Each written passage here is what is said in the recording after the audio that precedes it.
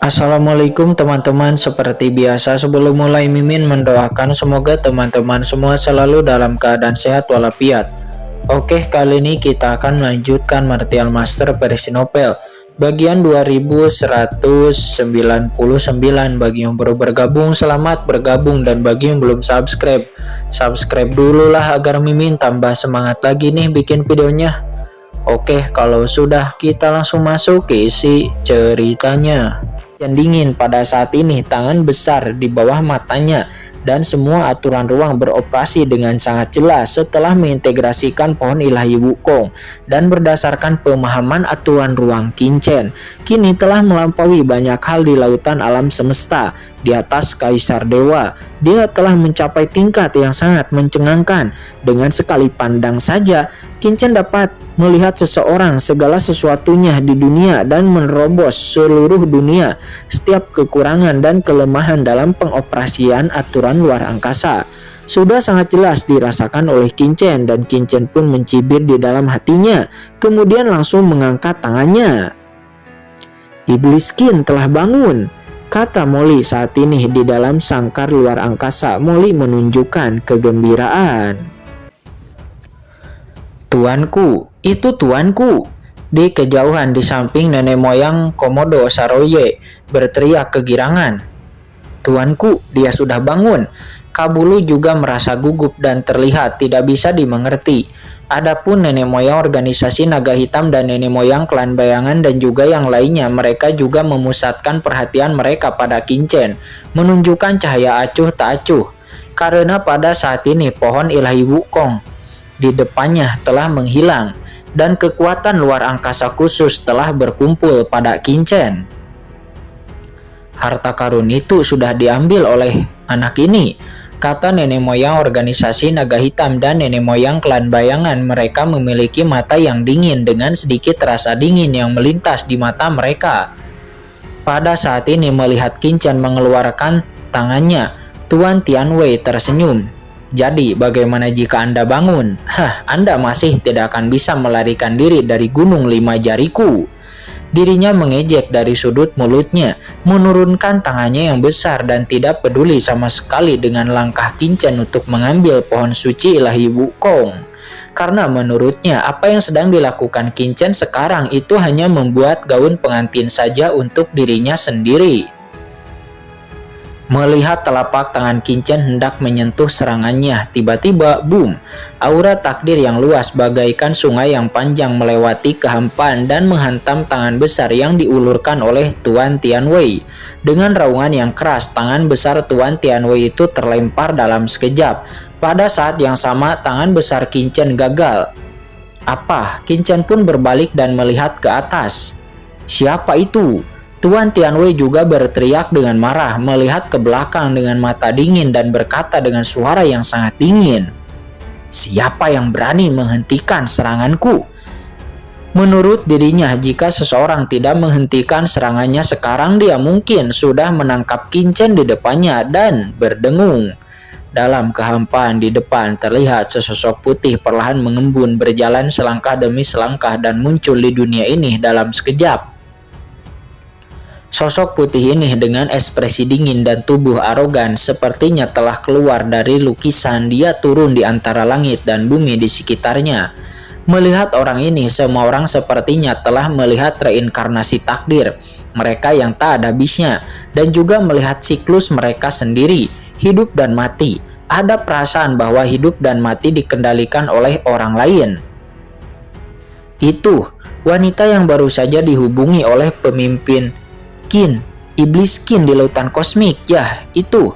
Mata Molly menyusut melihatnya, menunjukkan keterkejutan karena dia menyadari bahwa sosok berbaju putih itu adalah wanita yang telah memberinya token untuk bisa memasuki reruntuhan para dewa sebelumnya.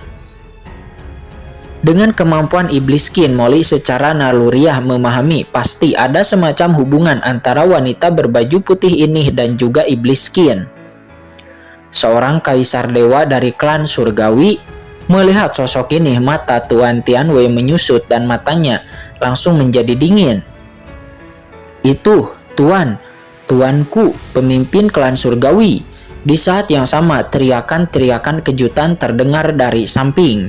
Meng Tianhui yang melihat wanita berpakaian putih itu muncul, wajahnya tiba-tiba menunjukkan ekspresi kegembiraan yang luar biasa, dan dia berteriak dengan penuh semangat, bahkan air mata jatuh dari sudut matanya.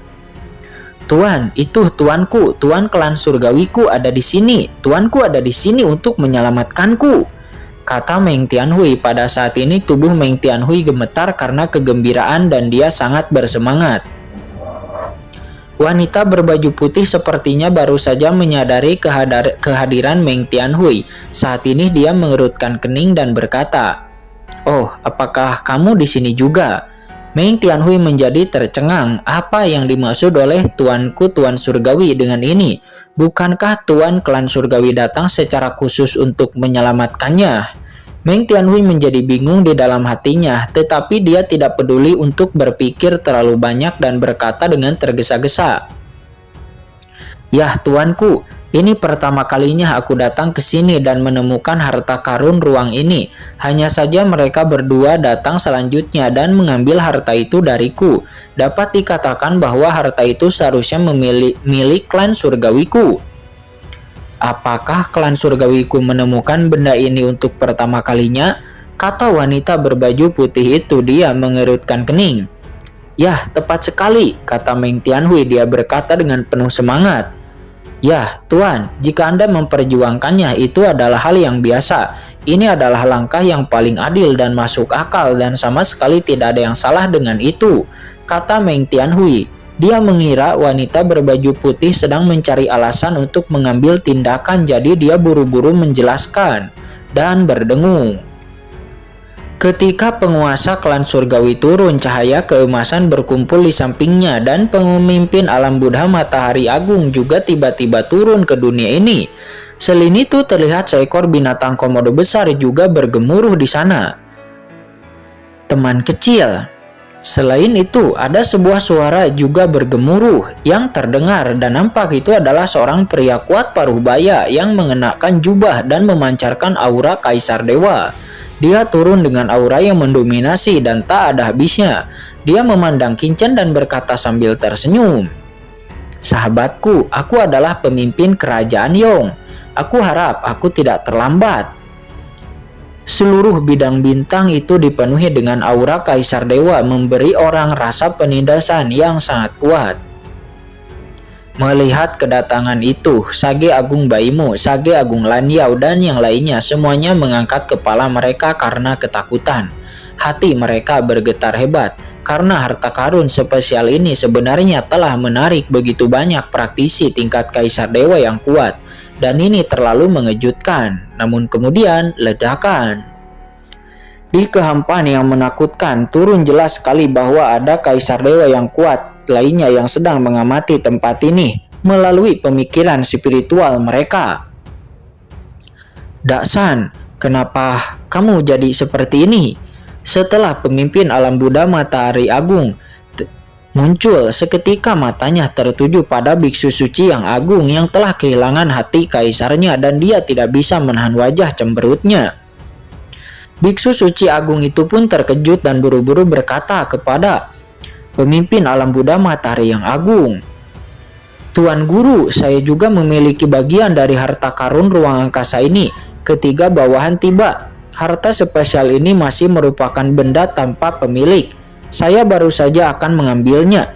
Namun dia mengambilnya lebih dulu. Tetapi orang ini mengambil hati kaisarku juga dan aku harap pemimpin alam Buddha yang agung akan membalaskan dendam bawahan ini," kata biksu suci yang agung. Dia menunjuk dan mengarahkan jarinya ke arah Molly dan berkata dengan penuh semangat, "Oh, aku, alam Buddha Matahari yang agung, juga memiliki bagian dalam harta karun luar angkasa ini." Pemimpin alam Buddha Matahari yang agung mengatupkan kedua tangannya dan Amitabha. Penguasa alam ini harus memahami dengan jelas meskipun alam Buddha Matahari yang agung tidak pandai bertarung, namun mereka tahu sedikit tentang serangan tinju ketika tidak bisa diizinkan orang luar menindas alam Buddha Matahari yang agungnya. Pemimpin alam Buddha Matahari Agung menundukkan kepalanya, matanya bersinar seperti kilat, namun dirinya tidak bertindak tergesa-gesa karena dirinya hanya berdiri diam di sana, mengamati situasinya terlebih dulu, terutama tindakan dari pemimpin klan surgawi, karena klan surgawi mengontrol jalan takdir. Dari tindakan pemimpin klan surgawi, dirinya dapat melihat beberapa petunjuk takdir. Pada saat ini Tuan Tianwei dia tidak bisa menahan cemberut ketika dia melihat pemimpin alam Buddha Matahari Agung dan yang lainnya. Awalnya jika hanya ada nenek moyang organisasi naga hitam dan nenek moyang klan bayangan, harta ruang angkasa ini pasti akan menjadi miliknya. Tapi sekarang ada orang-orang kuat seperti Kaisar Dewa dari klan surgawi, juga Master Alam Buddha Matahari yang Agung, dan juga leluhur Komodo. Banyak Kaisar Dewa yang hadir. Dirinya segera memahami bahwa tidak akan mudah baginya untuk mendapatkan harta karun luar angkasa ini. Orang pertama yang mengambil tindakan adalah Kaisar Dewa dari klan surgawi. Jika bukan karena wanita berbaju putih ini, dirinya mungkin telah menangkap anak itu dan mengambil harta spasialnya. Dan memikirkan hal ini, Tuan Tianwei segera memandang Kaisar Dewa dari klan surgawi dan berkata dengan mata dingin, "Kaisar Dewa dari klan surgawi, apakah Anda ingin menghentikan saya? Mungkinkah Anda juga tertarik dengan harta karun luar angkasa ini?" kata Tuan Tianwei. Nada suaranya sangat dingin dan alisnya berkerut karena niat membunuh. Kekuatan Kaisar Dewa dari klan surgawi tidak bisa diremehkan. Jika pihak lain bersikeras untuk terlibat, pasti itu akan jauh lebih sulit baginya untuk bisa mendapatkan harta karun spasial ini dengan aman. Mendengar itu, wanita berbaju putih itu melirik ke arah Kincen yang tidak jauh dari sana. Secercah cahaya di matanya. Dia pun berkata sambil tersenyum, "Yang mulia, Anda terlalu banyak berpikir. Karena harta karun ruang ini sudah ada pemiliknya. Bagaimana mungkin aku mempunyai pemikiran tentang hal itu?" Apa? Mendengar perkataan wanita berbaju putih itu, semua orang yang hadir menjadi tercengang. Pemimpin alam Buddha Matahari yang Agung juga mengerutkan kening dan memandang wanita berbaju putih itu. Harta karun luar angkasa sebelumnya itu sangatlah luar biasa. Menurut pendapat Kaisar Dewa klan surgawi, apakah dia akan menyerah begitu saja? Tapi, mengapa dia menyerah? Perlu dicatat bahwa status Kaisar Dewa dari klan surgawi, karena dia mengatakan bahwa dia tidak memiliki pemikiran seperti itu, maka dia tidak akan memperjuangkannya. Karena jika tersiar kabar bahwa klan surgawi tidak memegang kata-katanya, maka dia akan kehilangan muka. Mendengar itu, Tuan Tianwei juga mengerutkan kening dan mencibir. Karena kamu berkata seperti itu, tapi mengapa kamu masih ingin menghentikanku untuk mendapatkan harta itu?" Mendengarnya, wanita berbaju putih tersenyum dan berkata, Tuan Tianwei, kenapa kamu berbicara omong kosong? Yah, kan aku sebelumnya mengatakan bahwa harta karun ruang angkasa ini ada pemiliknya. Apakah kamu tidak mengerti kata-kataku? Kata wanita berbaju putih itu. Kaisar Dewa dari klan surgawi dari Tuan Tianwei matanya nampak dingin mendengarnya. Apa maksudmu? Yang lain juga saat ini memandang Kaisar Dewa dari klan surgawi alias wanita berbaju putih itu dengan heran. Maksud Kaisar Dewa dari klan surgawi adalah bahwa meskipun harta luar angkasa ini memiliki pemiliknya, namun pemiliknya bukanlah seorang Kaisar Dewa. Jadi siapa lagi yang bisa melakukannya? Mungkinkah anak itu? Semua orang pun memandang Kincen dan tidak bisa menahan diri untuk tidak menggelengkan kepalanya. Apakah Anda bercanda? Bagaimana mungkin seorang pemuda bisa menjadi pemilik harta karun ruang angkasa ini di bawah tatapan semua orang Kaisar Dewa? Pada saat ini di bawah tatapan semua orang, wanita berbaju putih itu tersenyum. Teman kecil ini adalah orang pertama yang mendapatkan harta ini dan sekarang harta itu telah diambil oleh teman kecil ini. Tentu saja itu akan menjadi milik teman kecil ini. Bagaimana menurut Anda? Apa ini? Begitu kata-kata ini keluar, seluruh penonton sontak terkejut. Apakah wanita berbaju putih Kaisar Dewa dari klan surgawi ini sedang mengalami gegar otak? Teman kecil, kamu dan aku bertemu lagi? Kata wanita berbaju putih itu. Dia mengabaikan semua orang, namun dia terus memandang Qin sambil tersenyum dan sedikit menangkupkan tangannya. Namun begitu kata-kata ini keluar, semua orang terkejut dan memandang kaisar dewa dari klan surgawi itu dan juga Qin dengan kaget. Apakah kedua orang ini saling mengenal? Selain itu, dilihat dari sikap kaisar dewa klan surgawi wanita berbaju putih itu, dia tidak menunjukkan penghinaan terhadap Qin. Tapi yang satu adalah kaisar dewa dari klan besar yaitu klan surgawi, namun yang lainnya adalah anak laki-laki yang bahkan bukan seorang kaisar dewa. Apa hubungan antara kedua orang ini?